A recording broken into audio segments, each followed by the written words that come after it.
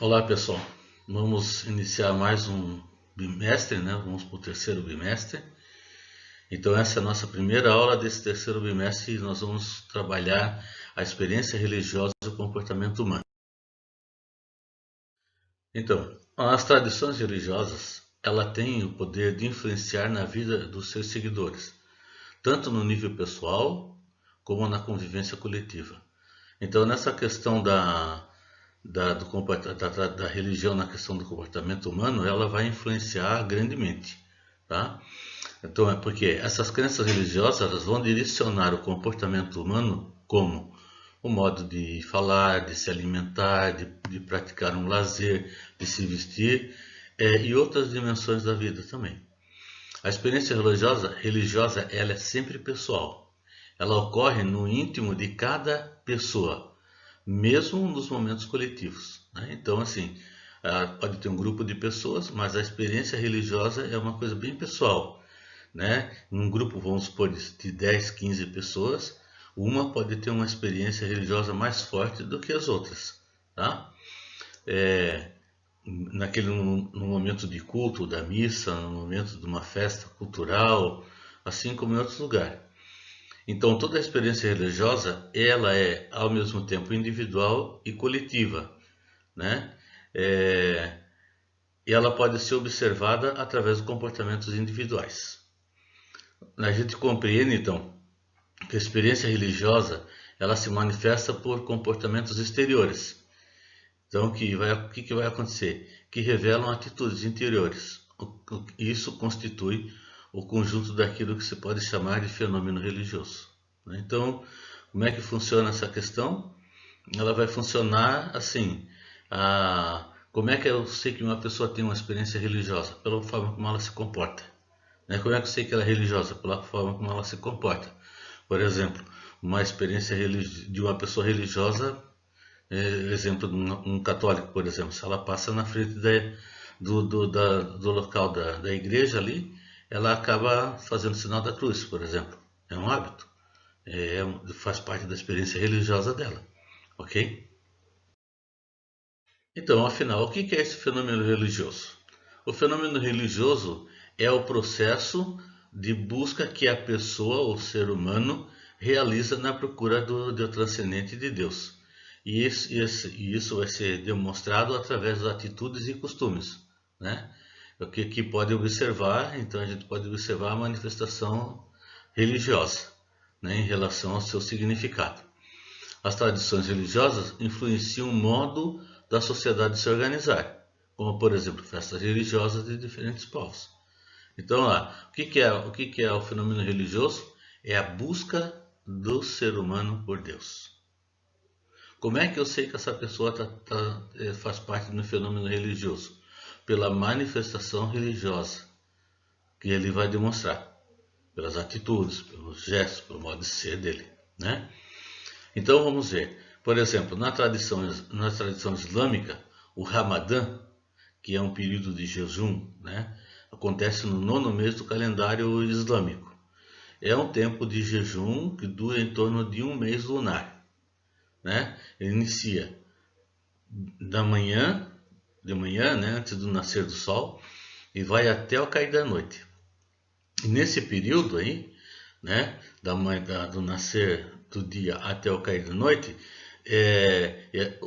a pessoa que está fazendo o jejum, ela não pode comer, não pode beber, não pode fumar, não pode nem cheirar um perfume, por exemplo, tá? Por quê? Porque todos os sentimentos devem ser profundamente modificados. Então, nessa experiência deles de jejum, eles buscam uma experiência religiosa ali. E para que ele possa buscar inteiramente essa experiência religiosa, ele tem que se abster da alimentação, se abster de comer, de beber e assim por diante.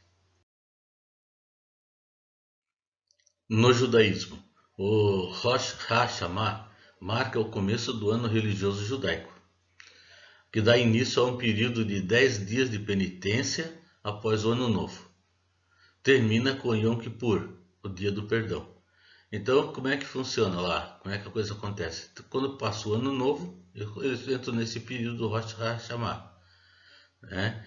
São 10 dias, então é um período de penitência, que eles estão ali se penitenciando e tal. E o término dele, quando termina, é o Yom Kippur, que é o dia do perdão. Então eles têm um período onde eles têm um momento de contrição, né? Um momento de penitência, e termina com o perdão. Então é como se eles vão diante de Deus durante esses 10 dias pedindo perdão pelas suas coisas erradas que eles fizeram. E aí, no Yom Kippur, é o dia que Deus libera o perdão para eles, certo? Então, nesse dia, as celebrações na sinagoga, elas acontecem o dia inteiro, né? E nessa celebração, então, o que acontece ali? Tem a confissão de pecados, as súplicas para obter a misericórdia de Deus e os rituais que o sumo sacerdote celebrava no templo, né? No templo antigo, né? Por exemplo, outro exemplo religioso é a Páscoa dos cristãos, que é uma celebração conhecida popularmente na tradição católica, né? Então, assim, até chegar o dia da Páscoa na tradição católica tem a Semana Santa. Até chegar na Semana Santa tem um período precedido de 40 dias, que é chamado de Quaresma, que é um tempo de jejum, de penitências, né? Que são as preparações para a celebração da Páscoa, e a Páscoa é a morte de Jesus na cruz, tá? E essa morte de Jesus na cruz é o fundamento da fé cristã. Outra influência são as celebrações religiosas por motivos dos dias santos, na tradição cristã católica. Por exemplo, o dia de São João, né? É uma festividade religiosa, né? É uma festividade religiosa porque é uma festividade é, considerada um dia santo do Santo João, certo? É, por exemplo, hoje essa festividade já entrou na escola, então ela já tem um misto religioso e civil, tá certo? Por causa dessa aproximação das escolas trazerem essa festa para dentro do seu recinto escolar.